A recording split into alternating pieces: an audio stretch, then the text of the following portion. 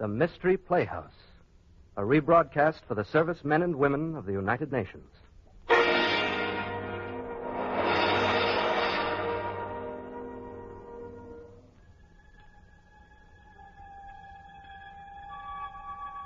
Good evening. This is Peter Lorre.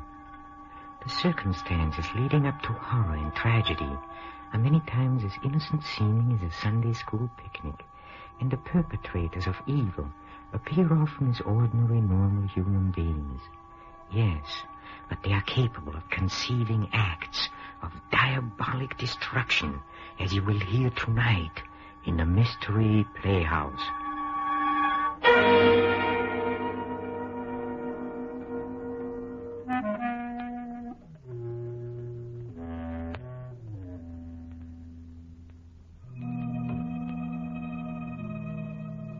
Listen now to Mr. Boris Karloff in Those Who Walk in Darkness. We look in on a scene taking place in a private room at Bayside Hospital. A man with heavily bandaged eyes lies restlessly in a bed. At his bedside are his wife, Valerie, a nurse, and a famous eye surgeon, Dr. Paul Wade. Dr. Wade looks strangely and intently at his patient before he speaks. The dressings at midnight and again in the morning, nurse. Yes, Doctor. Well, Doctor, what did you find? Will I be blind? Is it very bad? Now, take it easy, Mr. Denton. There's nothing to worry about. Nothing at all. You're sure? You aren't just saying that. I'm quite sure. Valerie, did you hear that? I'm not going to be blind. Valerie, where are you? Right here, darling. Did you hear? I won't be blind. Isn't that wonderful? Yes, darling, it's marvelous. You don't sound very excited. Valerie, don't you realize I'm going to see again? She doesn't sound excited because I don't want you to be excited, Mr. Denton. You've got to relax. Try to sleep. Sleep? With this ungodly pain? My eyes feel as though they were on fire. That will stop as soon as the opiate I gave you takes hold. You'll be comfortable, I'm sure. Now, good night. You're going now, Doctor? Yes, I'll look in on your husband in the morning. Stephen. Yes, Valerie? Do you mind if I step out into the corridor for a moment? But you promised not to leave me. I'm afraid, Valerie. Everything's so dark. The nurse will be here, dear, if you want anything. I just want to ask Dr. Wade some questions. Questions? But he's already told us to. Yes, Stephen, I know. But I'd like to find out about the treatment and how I'm to take care of you when we get you home, you know. Just little things. All right. But hurry back. I want you near me. I will, dear. Good night, Mr. Denton. Good night, Doctor. And thank you. You're quite welcome. After you, Mrs. Denton. Thank you. I suggest we step into the consultation room across the hall. We'll have more privacy. All right. Here we are. Thank you. Well, it's been a long time, Valerie. Yes, Paul, it has. Almost 10 years, isn't it? About that? Strange that you should have called me, of all people, to treat your husband's eyes. Oh, I was panicky, Paul. I didn't know what to do. It all happened so suddenly. Stephen was working in his laboratory at the house when suddenly I heard a violent explosion. I ran in and found him clutching his eyes and screaming, "I'm blind." First thing I thought of was an ambulance. Then you... Why didn't you think of me 10 years ago? It's not fair, Paul. Was it fair to turn your back on me and then to marry a man almost twice your age? Paul, please, why bring up ancient history? It isn't ancient history to me. I've never forgotten you. Paul, about Stephen's eyes. What about them? I have a feeling that you weren't telling him the truth. You're right. Oh, you mean he's not going to regain his sight? He's going to be blind? Oh, Paul. You don't expect me to be terribly concerned, do you, Valerie? After all, he did take you away from me. Don't be vindictive, Paul. It wasn't Stephen's fault. He didn't even know of your existence. And you never told him that we were on the point of being married. No, never. It's rather ironic that we should meet again at the bedside of my rival, your husband, a man who may forever walk in darkness. Don't say that, Paul. It's horrible. But unfortunately true. A moment ago, you told me not to be vindictive. I'm not, really. But if I were, I could have my fill of vengeance if I told him about us. And then told him that he'll be blind forever. You wouldn't, Paul. Or I might take another form of revenge. I could tell you that an operation is called for. A very delicate operation.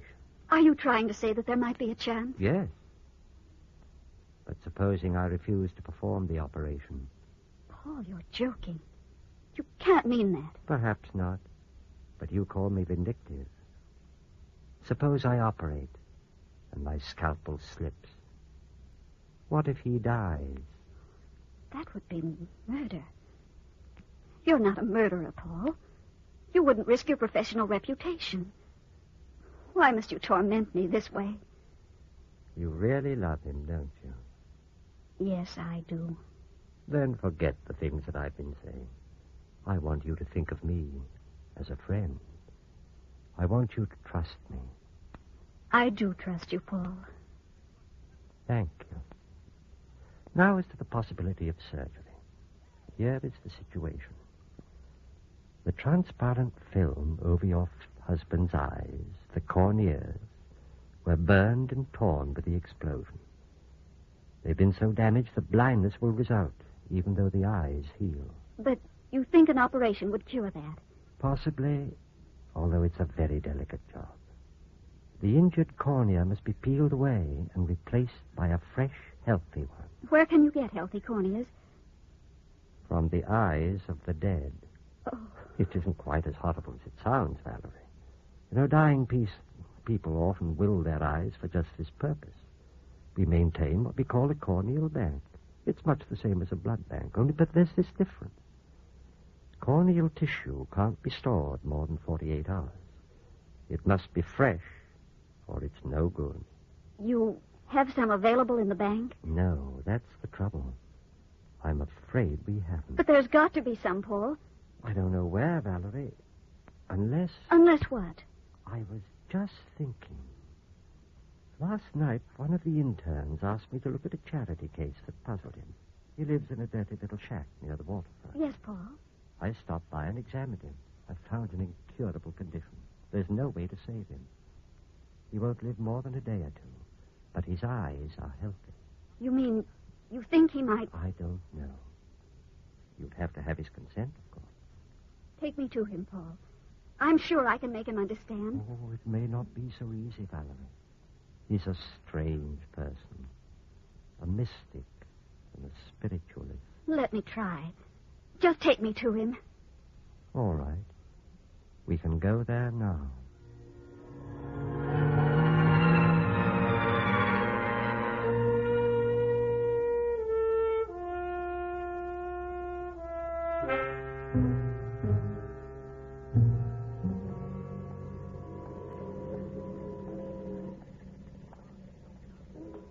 How can anyone live down here, Paul? Wet streets and fog rolling in from the river. I shudder. You'd be surprised where people are forced to live. That's the house over there. That gray shack. Does he live alone? No. There's a toothless old woman. I don't know where he picked her up, who keeps house for him. She's rather hideous and, I suspect, a bit demented. So don't be frightened when you see her. I'll try not to be. Here we are. There's no bell. Those foghorns are giving me cold shivers. Yes, they do sound eerie. Here comes the old woman. Yes? We'd like to see Chandra, please. You can't. He's getting ready to go away. Chandra's going on a long journey. Yes, we know. We'd like to see him before he leaves. We are friends of his. Eh? I said we are friends of Chandra. I was here last night. Don't you remember? All right. Come in. His room's at the end of the hall. You know the way. I have to stay here by the stove. I'm cooking something. Yes, something for Chandra's journey. I see. Come, Valerie. Something for Chandra's journey.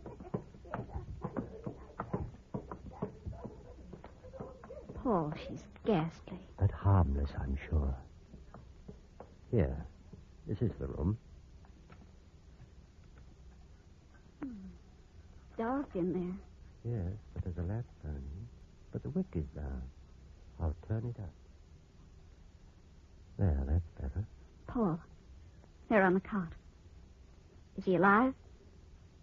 Yes, still alive. Chandra.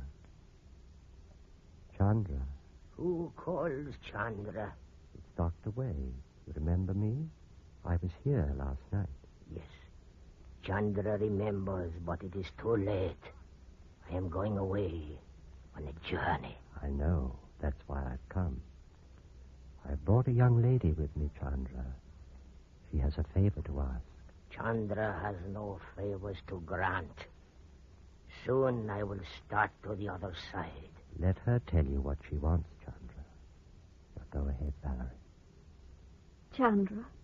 Well, Chandra. My husband suffered an accident.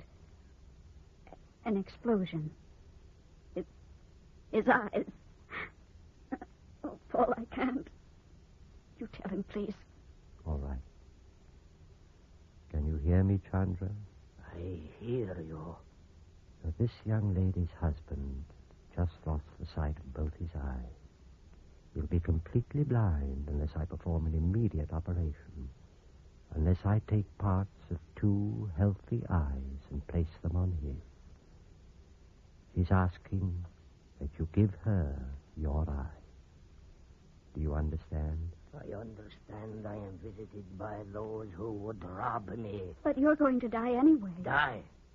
No, you are wrong. There is no death. I am going on a journey. Please.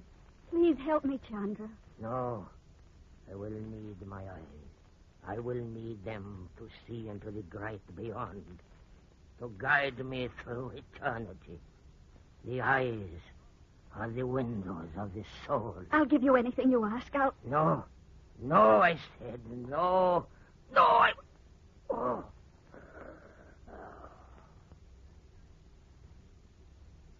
Oh. Something's happened. He's dead. Then it's all right. You can take his eyes. No, I can't. He refused you. Paul, listen to me. A doctor's first duty is to the living, to heal them, to make them whole. What responsibility have you to this lifeless thing? It's a matter of professional ethics, Valerie. Paul, you've got to do it. For me. Blindness would drive Stephen out of his mind. He's always hated the dark, like a little boy. Paul, please. It wouldn't be right, Valerie. It's a matter of life and death, not right or wrong. Paul, you have your surgical kit with you. Yes, but... Paul, please. I beg you. All right. Close the door.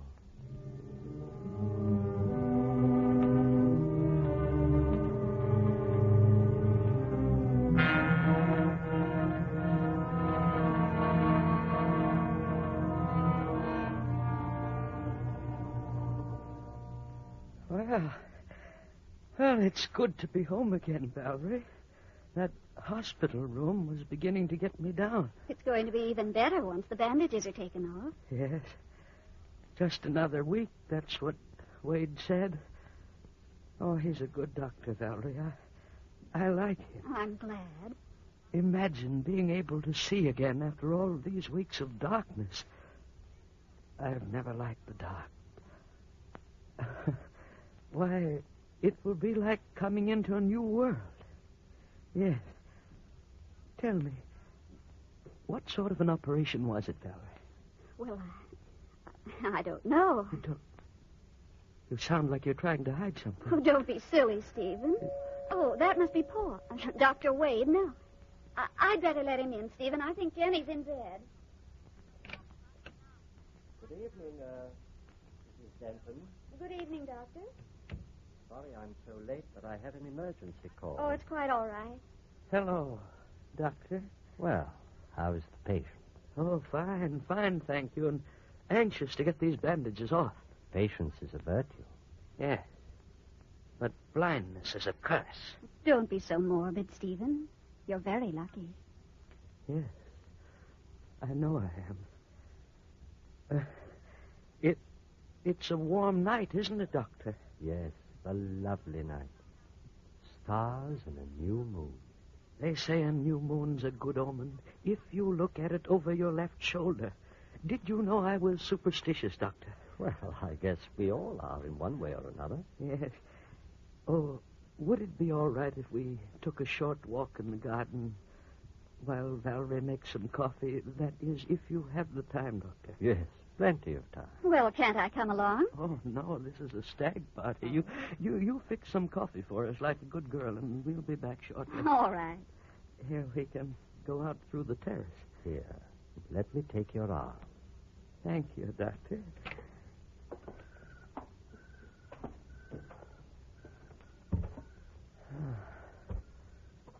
What a gorgeous night. Yes, isn't it? See how the moon is... Oh, sorry, old fellow. I forgot for a moment. That's all right. I'll be seeing it soon enough, thanks to you. And now you're seeing it for me.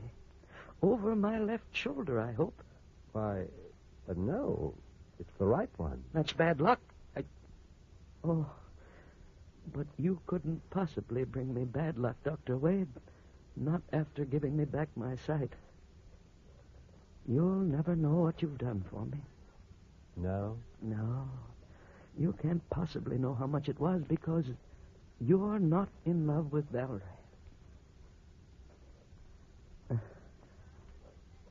Valerie's my life, Doctor. So young, so beautiful. Without eyes, how could I see her beauty? I'm getting on in years, you know, and there'd be very little left for me if I couldn't look at Valerie and see the warmth of her smile. Oh, I don't expect you to understand that. Nobody can understand it except the one who's in love. Perhaps you're right. It must be very pleasant to see with the eyes of love, even though the eyes are borrowed. Borrowed?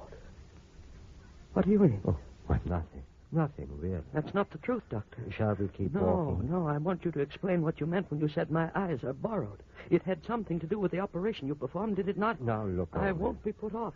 I told you I was superstitious. Give me back my eyes. Who said that? Dr. Wade? Who said what? Give me back my eyes. There. A strange voice. I didn't hear anything. Yes, I heard a voice saying, give me back my eyes. Give me back my eyes. There it is again, Doctor. Oh, for the love of heaven, whose voice is it? Tell me. Tell me, I'm blind. I can't see. I think perhaps we'd better go in, Mr. Denton. No. I tell you, I heard a voice. Oh, but you're tired. Now, come. But all right. I can't understand it. I swear I heard a strange, hollow voice. There was no voice, at least. None that I heard. Here we are. Step up. That's fine. Back so soon? I think you'd better go right to bed, Mr. Denton. You're tired and unnerved. Yes, I will. Coffee will be ready in just a few minutes. Oh, I think I'll retire, Valerie. Is something wrong, Stephen? He's tired. Oh, here, let me help you. No, don't bother, please. I can find my own way. You stay with Dr. Wade. Doctor, are you sure we didn't hear? I'm positive. I see. Well, good night. Good night. I'll be in shortly, Stephen. All right. What happened, Paul? I'd rather not discuss it. Please, you must tell me. Well, it's something I've been worried about. What do you mean? I haven't brought this up before because I was hoping against hope that the thing I feared was not true. Paul, you don't have to hide anything from me. Is something wrong with Stephen? I'm afraid so. I'm afraid the explosion injured his brain as well as his eye. Oh, Paul. It isn't going to be easy to take, Valerie. What happened in the garden? He said he heard a strange voice saying, "Give me back my eye." Oh, I shouldn't be telling you this, Valerie. You're trembling. Oh. I'm thinking of that Hindu, Chandra. You said he was a mystic, a spiritualist. Do you think it's possible that... Oh, no, it couldn't be. No, Valerie. I'm afraid Stephen's brain has been affected.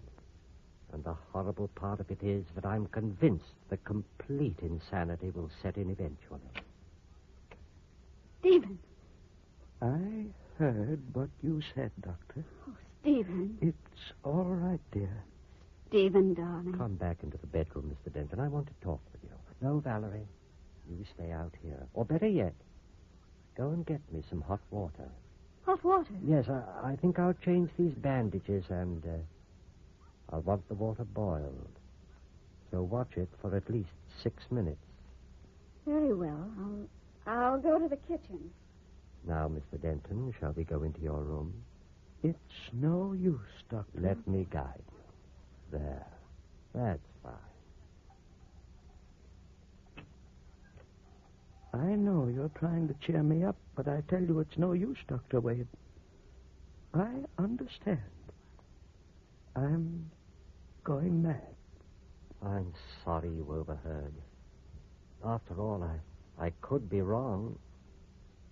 Although you know it's true. I may as well be frank with you, Mr. Denton. Give me back my eyes. That voice. I tell you, Doctor, I keep hearing that voice. It's nothing. Your imagination is working overtime. Now, I'll get you a sedative. Valerie?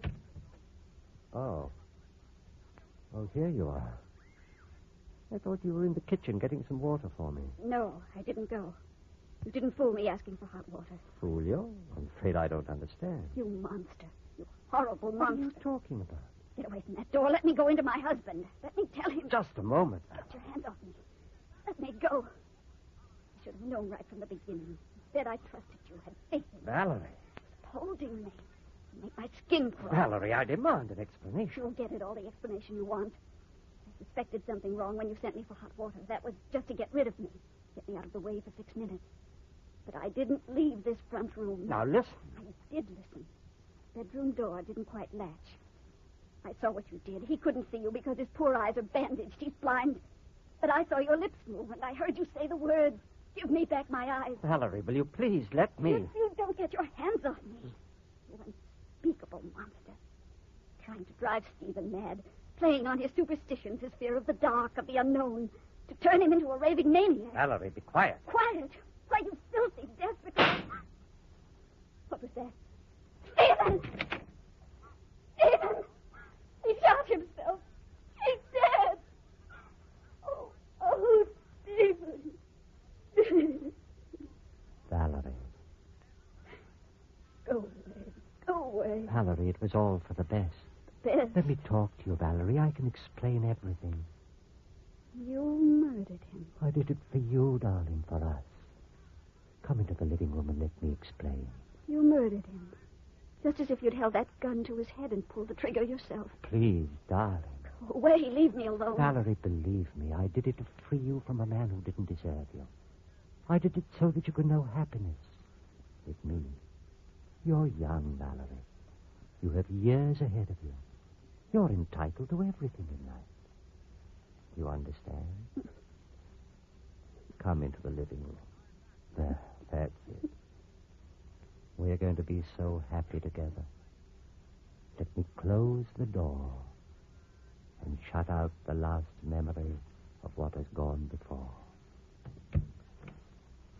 Now, our life is before us. Here, sit down. My head, Paul. I have a terrible headache. I'll get you some aspirin. Where is it? In Stephen's laboratory. I'll get it. Let me help you. There.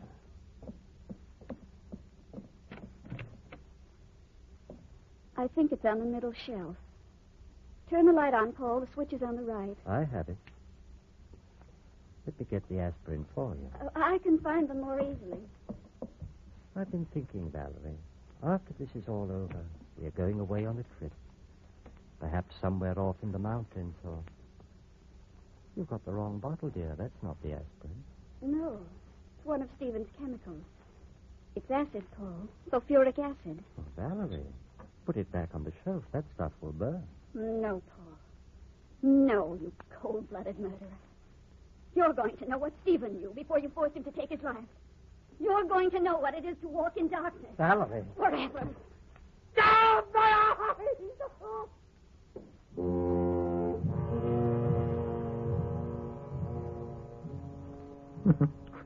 There, my friend, is a young lady who takes literally the old adage, an eye for an eye. Thank you, Boris Karloff and cast, for keeping our growing reputation for horror quite intact. And now, ladies and gentlemen, if you'll follow me, please, I want you to visit the green room. The players are rehearsing our next performance. Come. Come, come.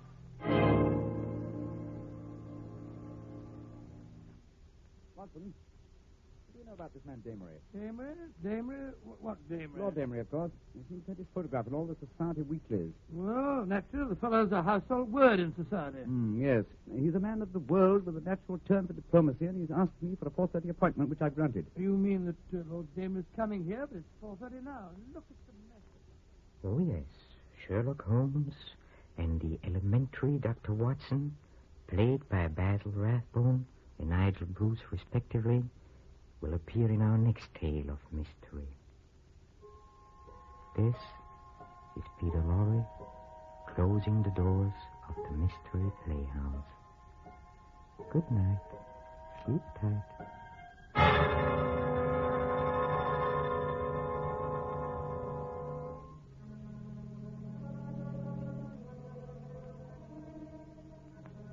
This is the Armed Forces Radio Service.